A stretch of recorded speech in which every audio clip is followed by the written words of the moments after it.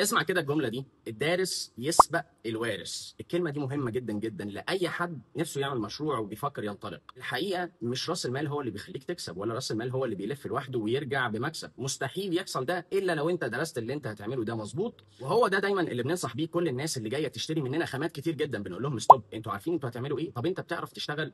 طب وريني الحاجات اللي أنت عملتها قبل كده. طب أنت ليه بتشتري الخامات دي كلها فور فن، ولا عايز تبدأ بيها مشروع؟ في الحقيقة في كل الأحوال، سواء أنت عايز تستمتع أو عايز تعمل مشروع، أنت لازم تبقى عارف الحاجات دي بتتعمل ازاي. عندك الكونكريت مثلا، سعره رخيص وبيشجع كل الناس ان هي تبدا، بس في الحقيقه في ناس كتير جدا بيحضروا خامات وبيعملوا قطعه متكلفه جامد قوي، وفي الاخر مش بتطلع حلوه بسبب ان هو مش بيبقى عارف التريكات دي بتتعمل ازاي. هو جايب خامات كتير جدا، بس الخامات دي كلها للاسف بتروح على الفاضي. ولو اتكلمنا عن الريزن هنلاقي المشكله دي، لان التولز بتاعت الريزن كتير وغاليه.